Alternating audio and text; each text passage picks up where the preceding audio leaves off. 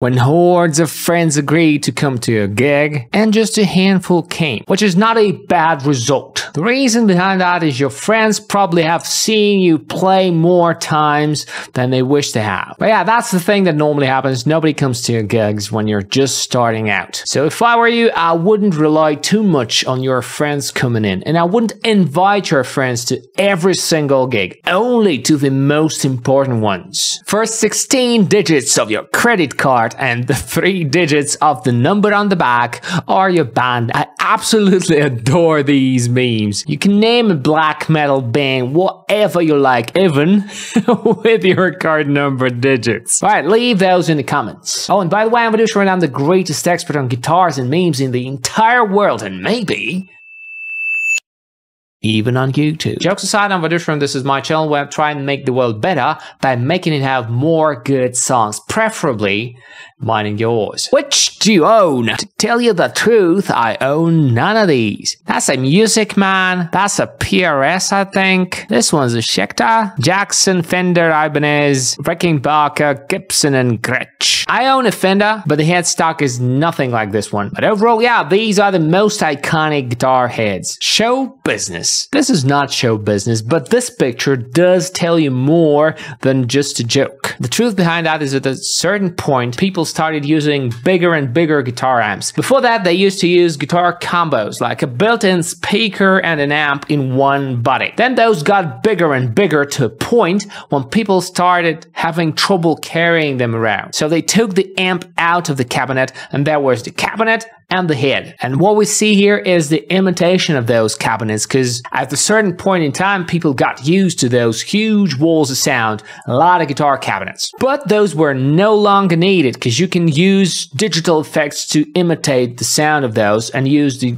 regular portals to project the sound. More than that, people started using personal monitoring systems, in-ear monitors that could help musicians hear whatever they like to hear without overbearing them with the volume of the sound. So this is an imitation because it looks cool, because people coming to the shows are used to seeing those huge walls of sound. So that's not just a funny meme, that's a story of technology. Turn your acoustic to semi-electric for cheap. Never do that. Say electric guitars use a different principle. You don't plug them in the socket, in case you didn't know. You plug them in things like that. And there's an input jack in your guitar. If you don't have one, you can shop online and buy a guitar pickup that's installed in the acoustic without damaging the acoustic. If you do this, your acoustic does become electrified, but so do you. Sound engineers will dead-ass look you in the eyes and say some wild shit like, "This mix is too chewy, man. You need more milkiness." That's exactly what happens. For some reason, guitar tones are always explained in terms of glassiness or moodiness or whatever terms there are, like milkiness or chewiness or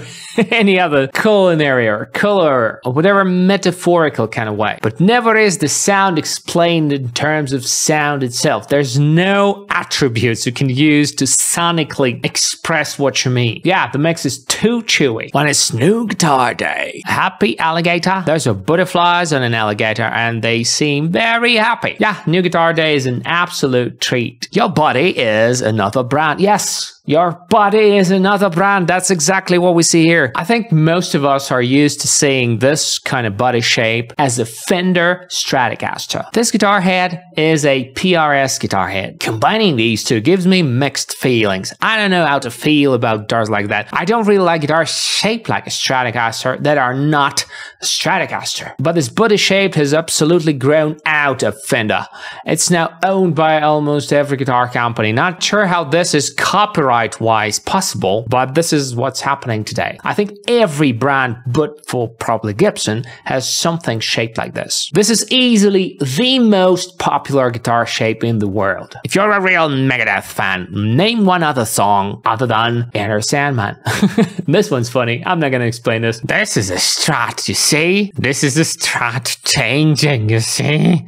This is a Strat reborn. Yeah, that's what I was talking about. This is a classic Fender Stratocaster. If you can see anything there, it's very small. This is a humbucker, like a fat Strat, what they call. And this is a PRS, a different kind of a Stratocaster. And it's reborn because it's technically the same. Guitar 1 is much more different from Guitar 2 than it is from the third guitar. These are technically the same guitar, but for the headstock, which does not affect playability or sound. This one's different sound-wise because it has a humbucker, which is a different kind of a pickup. Here I have a single coil pickup, and it's just a single magnetic coil. It's a magnet with a coil, which is one magnet and one coil. This is what guitar amplification started from. This one has humbuckers. You can't really see what's behind the plastic cover, but there's 2 rows of magnets, and it's a humbucker because it kills the hum. Back in the day when they invented the humbucker, the purpose behind that was to eliminate noise, the hum. You can actually have a humbucker in the shape of a single coil. This is a rail pickup. It technically is a humbucker, you see. 2 coils here. It may sound a bit different. I have no idea. People say it sounds different.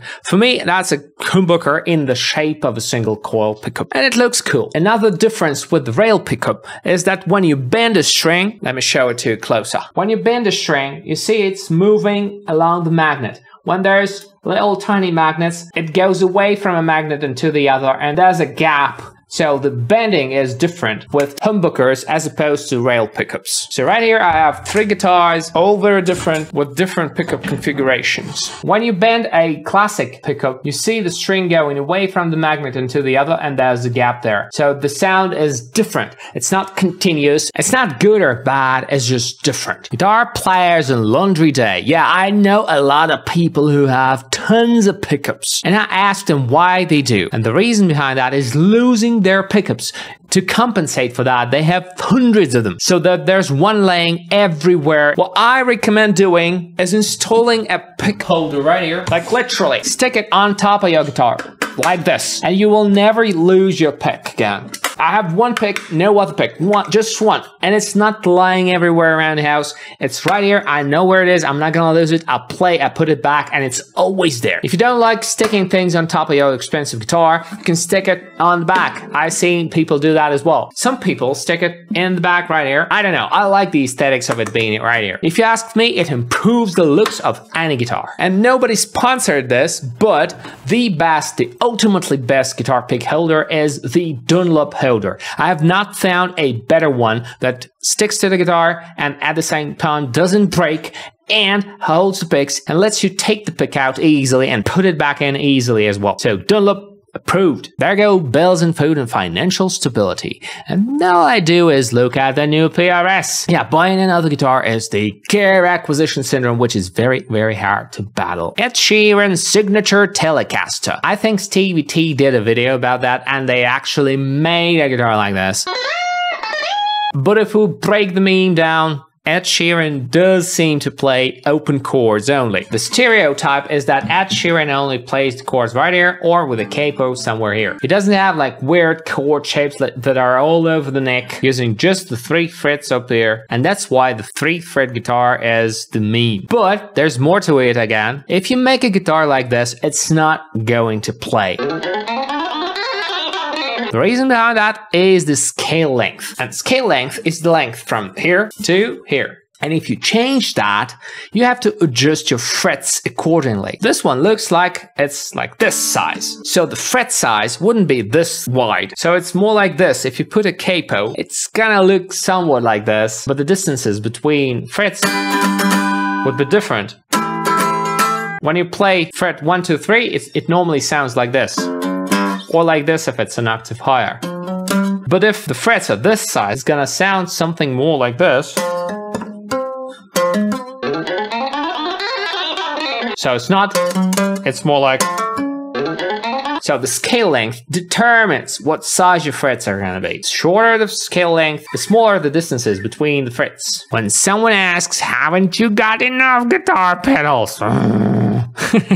That's a very cute bunny. But yeah, again, gear acquisition syndrome. I don't have any guitar pedals. Oh no, I do. I got 2 of these. I have a processor which imitates anything I want. Any pedal, except for probably this one.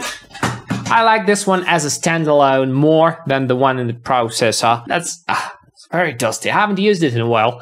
This Digitech whammy is a classical effect. I think it's version 4 or something. And it's the only thing I've really wanted to buy apart from this one. So this covers all the needs I have except for this one. Though there is a whammy effect in this, but I need an extra pedal for that, and I figured out I wouldn't buy one. Your Royal Highness or not, you're the worst guitar player in the Imperial Senate. So here we go. Despite this being funny, this actually is the truth. Back in the day when we formed bands, the person who played the guitar the best was the lead guitar player. The person who played the guitar kind of so-so was the rhythm guitar player. But the person who was the worst at playing the guitar and who owned a guitar became a bass player, because you don't have to play a lot to play the bass. The bass is probably easier to start because you don't have to learn chords or anything. You can just play single notes, very isolated for long stretches of time. Of course, I'm not saying bass is easy, but starting the bass probably has a lower threshold. So yeah, this is true. Name a band that you don't like and someone else replies with a song by them that might change your mind. Let's play this game in the comments. I don't really like Blur, the band, so change my mind in the comments with a song. Roses are red, violets are blue. Oh look, a new guitar. An enjoyable party is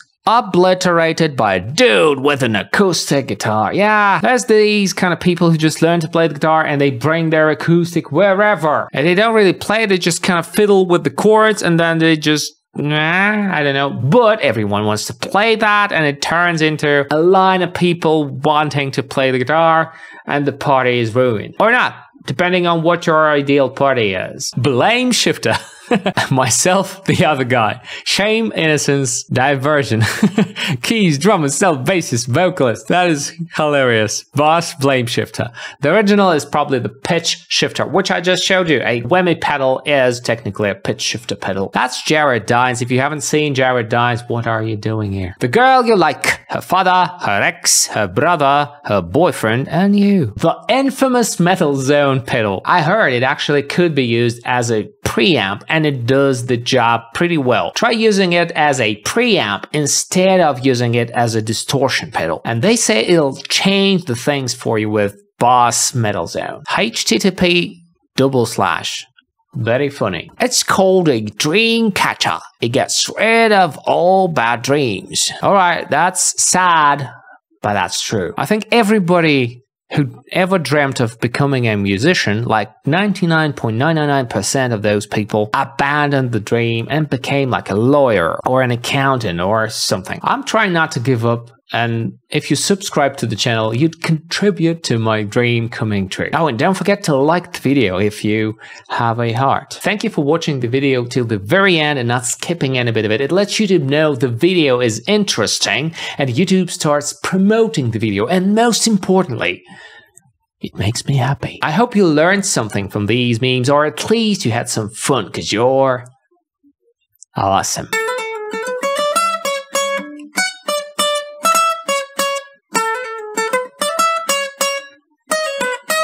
Yes, you are.